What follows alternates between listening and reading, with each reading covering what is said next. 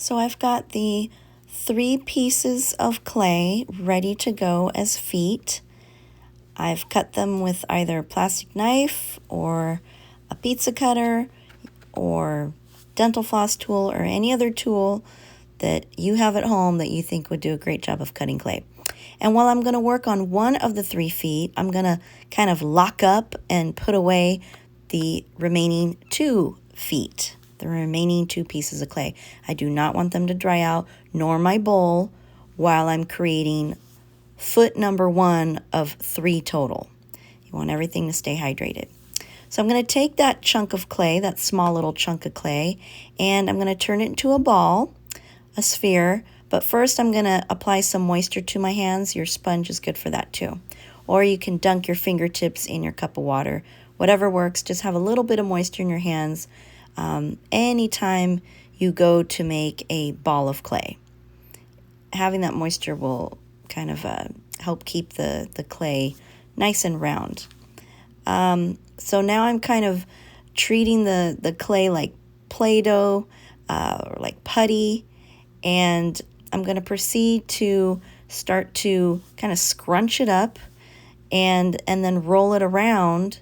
You can see how plastic it is, by the way. And then I'm going to roll it around in the center of like both palms, kind of simultaneously.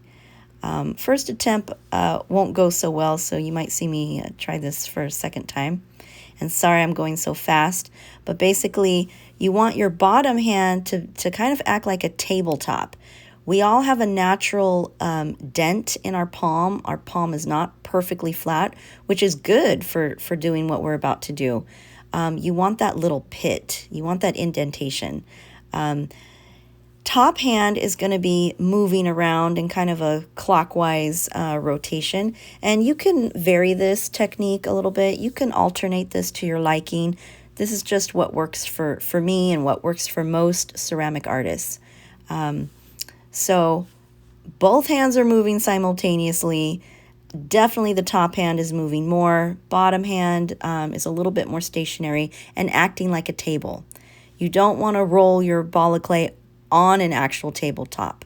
It will make it flat. So instead, use both palms and enjoy the natural curvature of your palms.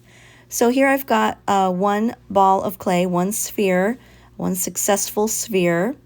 And now I'm going to focus on getting my 2 remaining pieces to look the same. Meanwhile, I'm going to take that first sphere I made and I'm going to lock it up in my small Ziploc bag so it does not become air dry. That can happen while you're working with one chunk of clay. Your other chunks of clay feel neglected, feel abandoned, and start to dry out. So we don't want that to happen. So everything needs to be in plastic when you're not working on it. I can't stress that enough. So here I'm starting an alternative method of making a ball. Some people like to tap their chunk of clay on the tabletop, making a rather large cube, or they'll pinch it with their fingertips to make a cube, and then from that point on, they take a cubed shape chunk of clay and start to proceed to roll it in between their 2 hands. That's another method that you may find works better for you. Bottom line, do what you got to do to get 3 total spheres made. Matchy-matchy. That is our goal in this video. That's what we're shooting for.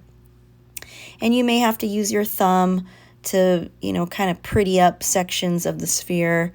Try not to hulk out with your palms. Don't flatten the chunk of clay in between your palms.